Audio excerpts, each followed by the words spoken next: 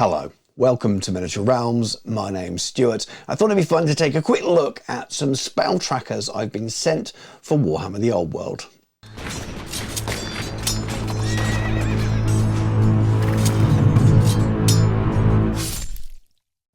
Miniature Realms is proudly sponsored by Baron of Dice, premium wargaming dice. Over 500 styles, over 4,000 customer reviews. Welcome to the best dice on the planet. Magic has changed quite a lot in Warhammer the Old World, and while the placement of spells throughout the different turn sequences is quite a major change, the number of spells and the kind of things they do are relatively similar. You still need to remember which spells you have, the details around them, and when you can cast them. We still have multiple laws of magic, but now we have different spell categories that we need to remember which stage they fit into the game sequences.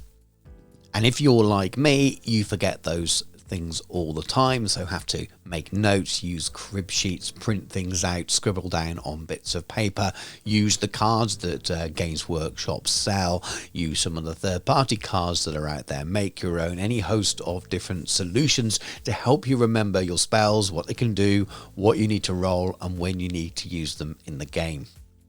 As the game has settled down and found its feet and become part of the core fabric of our wargaming lives, we start to see the community stand up and make community tools, and we start to see all the smaller companies make third-party items as well to support your gaming. There's a whole host of new movement trays starting to come back on the market after they weren't needed when 8th edition disappeared.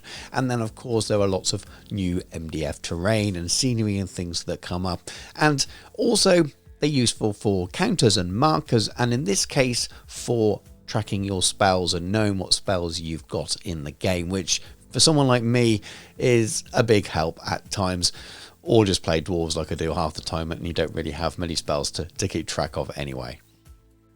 Anthony from J15 Games kindly sent me a set of the spell trackers that he makes through the post to have a little look at, and I thought rather than just post a picture on Instagram, I'll make a short video and just share them on video. They're much easier to see that way. You can see on his Etsy all the different combinations and things that are available, be that colour or number of slots and different spell packs, that kind of stuff. So take a look, there will be a link in the video description.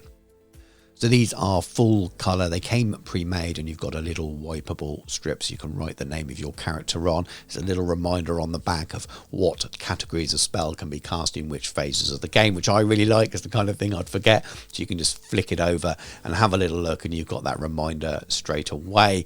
They're lovely and pre-coloured. There's different colour options available as well, so you can get them to suit your army. Then handily bagged up in their different laws, we have all the different spell strips as well.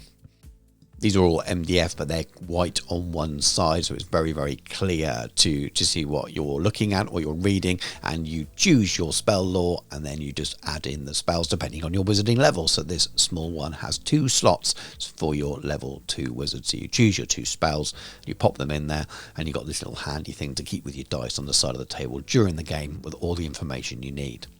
As you'll have already seen, there are different size holders, so you can fit more spells in depending on the size of your wizarding level and how many spells you need to remind yourself for. And they're really nice. You've got a nice little bag that comes with as well to pop all the strips in that you're not using, or to keep them in when you're not playing a game.